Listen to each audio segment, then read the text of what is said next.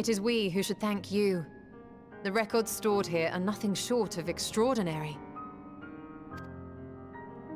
There is much we could learn of Zodiac and his imprisonment, but perhaps you could offer us more focused guidance.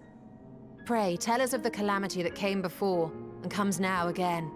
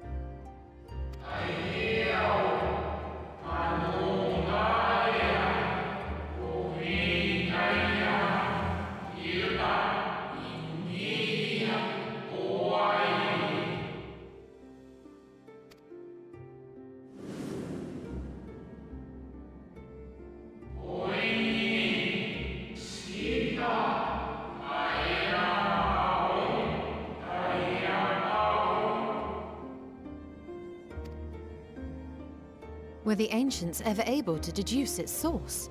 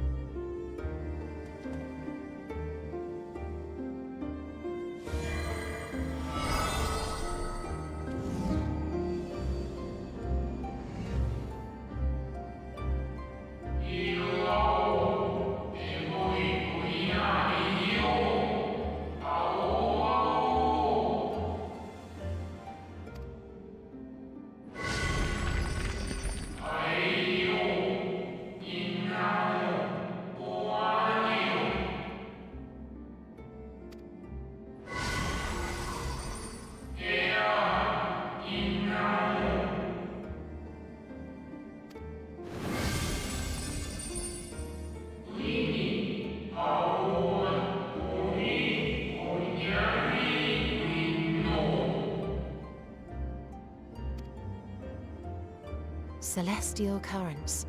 I cannot say I am familiar with the concept.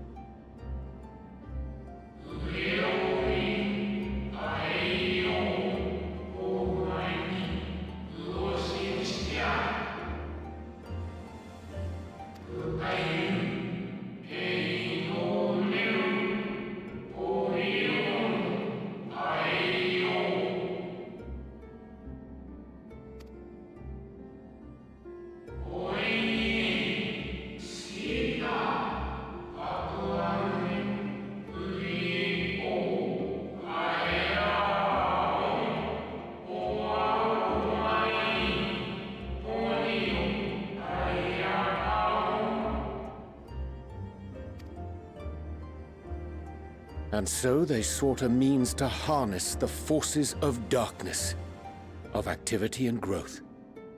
Thus was Zodiac conceived. No less a power than a god's could set right the laws of nature and quicken the flow of ether within the star.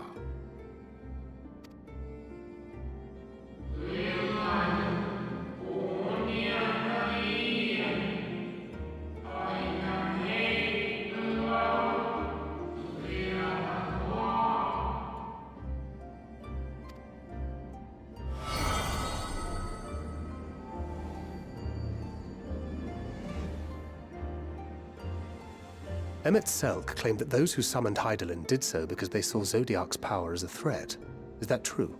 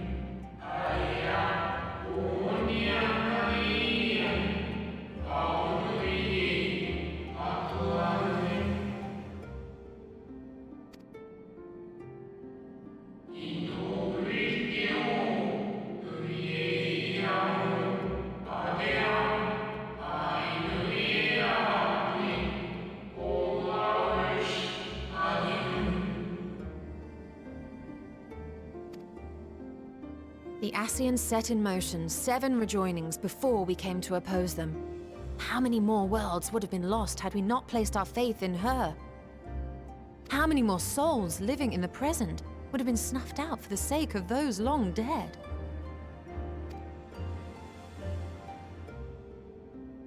Well, in light of recent events, I see no reason to doubt your words. And even if Hydaelyn is not a god in truth, if Minfilia believed that we should trust in her plans, then I choose to do just that. Which brings me to a rather important question. Let's suppose we try but fail to stop this second coming of the final days. Should the source fall, what will become of the other worlds?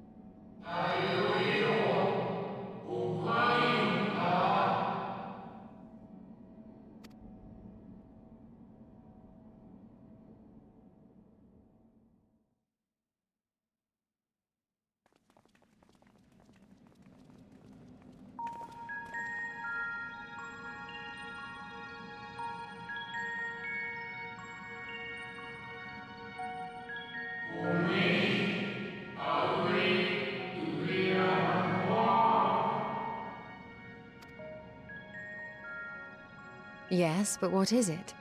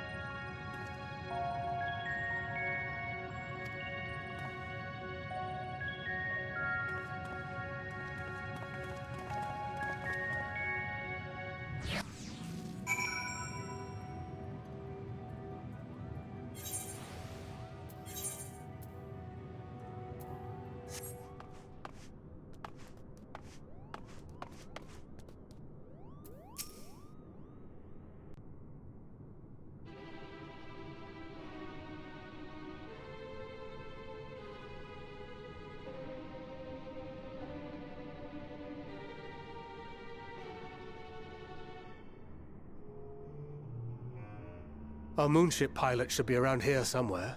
Is that right?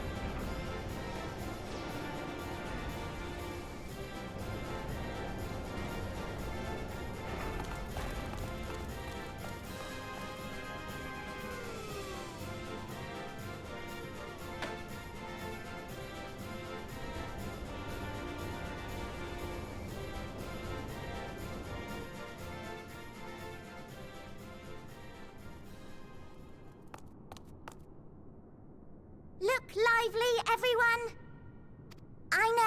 I know, this 1243rd inspection is a mite ahead of schedule, but it is of the utmost importance, for Zodiac, alas, is no more. As of now, our mighty moon has a new purpose, to bear the people of Etheris to safety!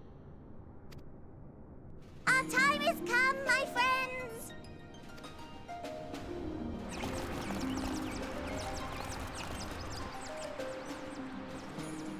We must be swifter than swift. There is much to do before our guests arrive. I expect your workstations to be immaculate, and don't forget to relay our signal to Etheris. Questions? Yes? No? Maybe so? No? Then hop to it!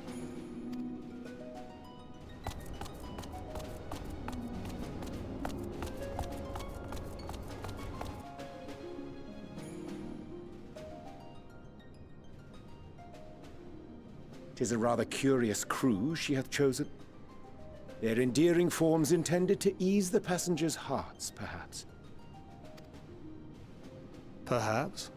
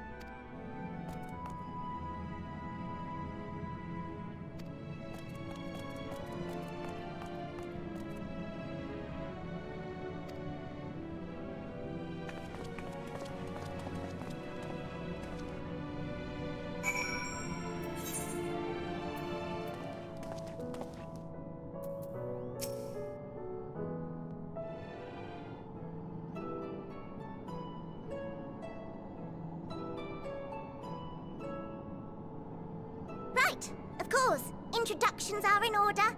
Ahem. My name is Livingway, and we are the Loporrits, created for the express purpose of commanding this ship and bearing the people of Etheris to a brave new world. More specifically, I am the one whom she charged with the execution of her most vital plans. You might say I'm her right paw. Livingway's the name. Map reader and navigator of the heavens.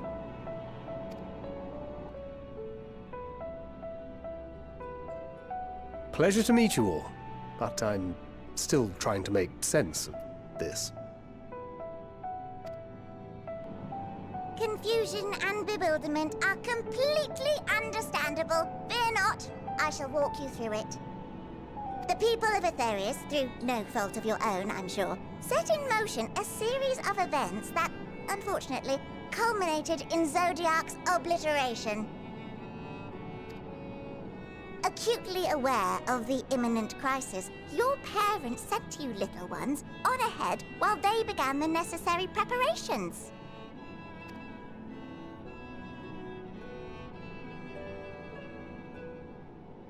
Still not following? No? Very well, I shall elaborate further.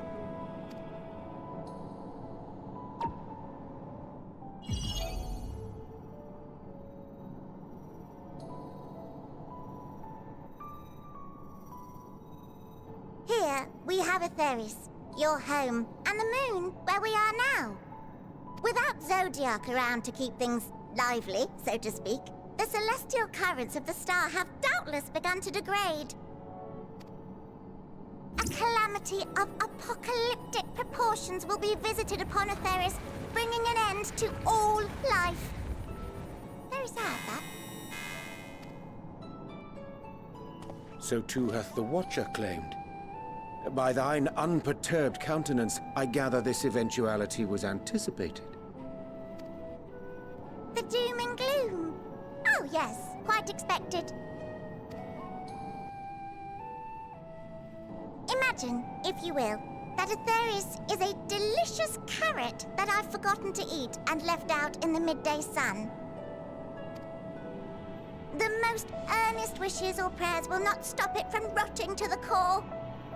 So sadly, there's nothing to be done but to abandon said carrot, Etheris, in case the metaphor is lost on you, to its grisly fate. And this moon will serve as the vessel to deliver us to a new home. Just so! We will gather up as many people, supplies, and resources as our stores will hold.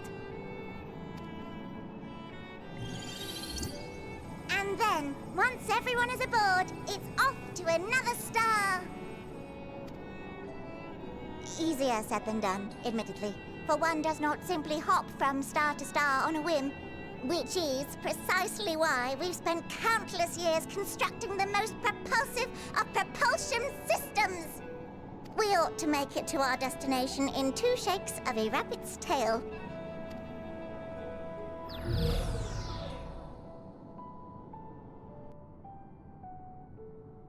Impressive technology. I dare say it is beyond anything we have ever seen. No need to shower us with praise.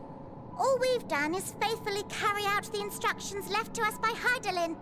Back in the old days, when she was still just Venar, she was dedicated to the study of the world and its inner workings.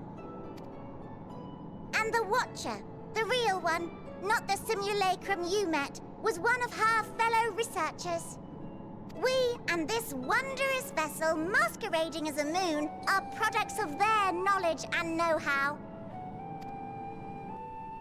There's certainly more to you all than meets the eye. Might I ask where exactly you intend to take us? We identified a few promising candidates for resettlement some time ago, but we cannot guarantee that they are fit for habitation. Moreover, the ship can only travel in short bursts. We intend to go down our list, hopping from star to star, until we find one suitable for resettlement. No need to worry, though. The vessel is being refurbished with accommodation for an extended stay as we speak. While we did have to rely upon outside help to determine what amenities were essential, I dare say we have risen to the challenge. Help? From who? From you and yours! Who else?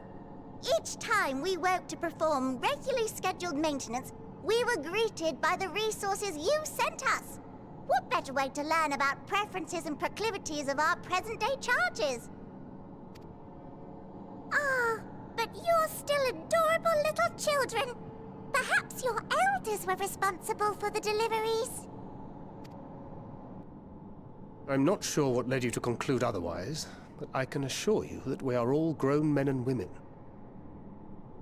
And I very much doubt my elders know this place exists, much less how to send you so much as a Starlight missive.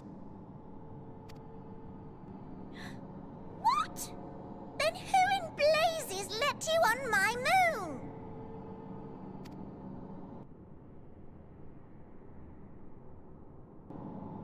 Hydaelyn herself led you here. You don't say! Well, that's really not children. Then why are you so small and stunted? Like little baby carrot people. Well, Amarotines were a great deal taller. In the present day, persons of such prodigious size are exceedingly rare. So, you're saying everyone's not like the Watcher?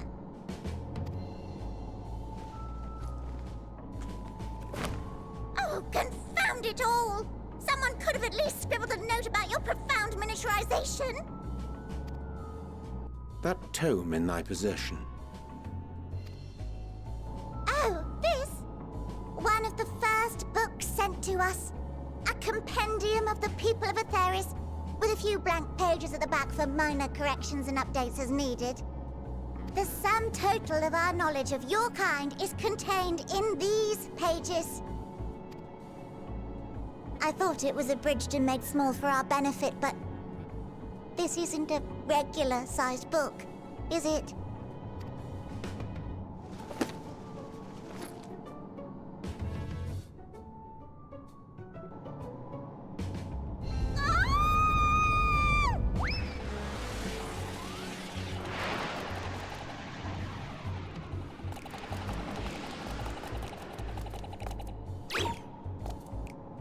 Building way, can you hear me? Yes, we're all very busy. Change of plans. I need you to rebuild the domiciles at 1/3 the scale. All of them. Yes, all of them, and but me no buts. See to it with all speed. Perhaps you could tell us a bit more about your terrestrial collaborators. Yes, in due time. But first, I'd like to hear more about you, if it's all the same. I'd rather not risk any other complications due to outdated knowledge of our passengers-to-be.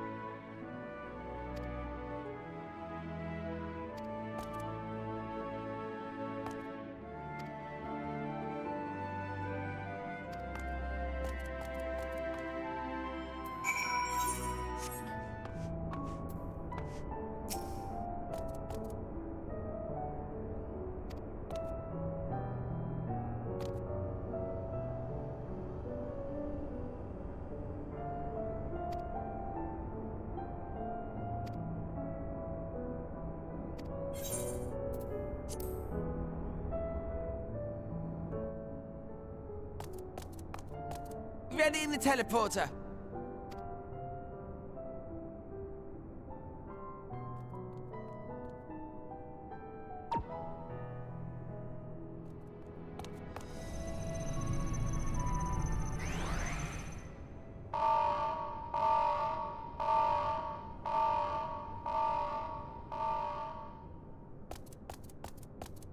Huh?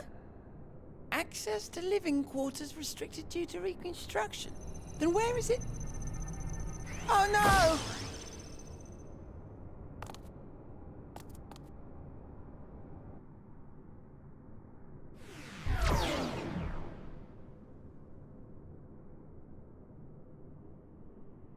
A private audience, as thou didst request, for reasons I know not.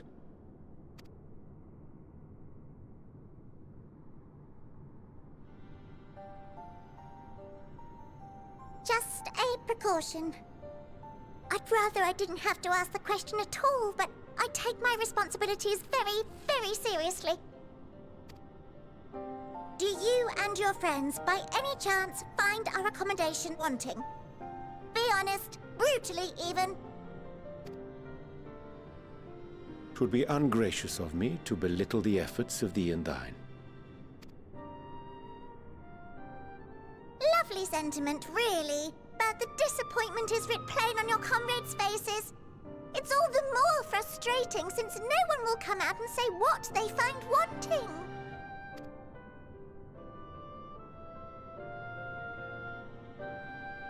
If there are faults in our work, we need to know. We will do better. But time is not on our side. The final days will wait for no one. If your people are to be saved, we must take quick and decisive action. This vessel must serve as a home for as many passengers as possible, for far longer than we may like. Which brings me to my request. Our collaborators on Eorzea are doing what they can to prepare for the voyage. Would you be willing to go and lend them a hand? Having seen the moon for yourself, you could speak to its many splendors, learn what else they might require, and assuage whatever concerns they have. Wherefore wouldst thou entrust me with such a task? How to put it? You're the only one who appears not to be wholly unsatisfied with our work. Or quite good at pretending that's the case, at least. Calm, collected, tactful to a fault. Very particular with your words, too. You understand that, in the face of great danger, one cannot pursue perfection at the expense of practicality. The difficult choices must often be made for the greater good.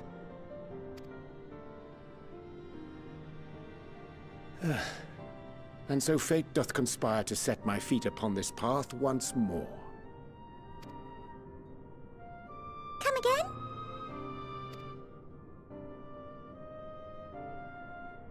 Ah, idle musings. 'Tis no trifle thou dost ask, yet full well do I understand the urgency and necessity.